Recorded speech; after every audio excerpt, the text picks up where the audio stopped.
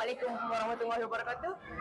Bismillahirrahmanirrahim. Saya Akif Fawaz bin Muhammad Zaid sebagai pengawas pusat sumber dan bersama saya hari ini YB Kalsum. Jadi hari ini saya akan berbual dengan YB serba sedikit. Apa khabar YB? Alhamdulillah sihat. Alhamdulillah sihat. Amin. Jadi YB, saya hari ini saya ada dua soalan untuk tujukan kepada YB. Silakan. Ready YB? Okey. Yang pertama, apa pendapat YB tentang majlis ataupun majlis terbuka ini jika dilakukan ya YB? Apa perasaan YB? Okey, alhamdulillah, syukur kehadirat ilahi ya. Saya bersyukur dan mengucap terima kasih kepada pengetua sekolah ini, Puan Puspa yang sudi menjemput saya dan ini bagi saya ke dalam majlis ini ke majlis ini. Bagi saya ini bukan majlis pertama kali, banyak juga program Puan Puspa menjemput saya. Nah, apa yang mampu saya katakan, majlis pagi hari ini amat yang terbaik. Yang pernah sekolah, tak ada sekolah lain mengundang saya dan nampaknya ni sekolah yang pertama dan dengan besar hati saya hadir pada kali ini. Dan dalam ucapan pengetua tadi juga mengatakan program ini bukan saja daripada guru-guru dan kepada murid-murid, tapi juga di-involvekan juga dengan PIBG yang banyak menyumbang katanya, dan juga alumni dan orang ramai, community.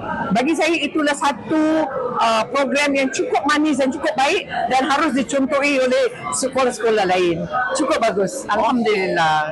Terima kasih YB atas jawapan yang sangat memberi semangat kepada sekolah kami. Jadi soalan yang kedua kami akan tanya. Jadi jika tadi yang positif, kami akan menanyakan apa yang boleh kita lakukan untuk menjadikan program hari ini bertambah baik.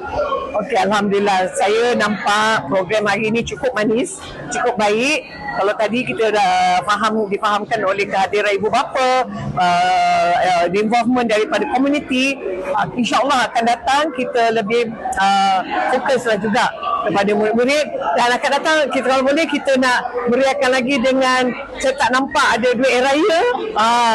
Saya rasa ada. Okey, dah komplit dah tu. Saya rasa makan pun sedap. Makanan sedap, semua sedap, dah tak ada apa cacat susahnya. Saya ucapkan sabar dan tahniah lah kepada pengetua dan juga kepada semua yang hadir pada hari ini. Okey, terima kasih YB.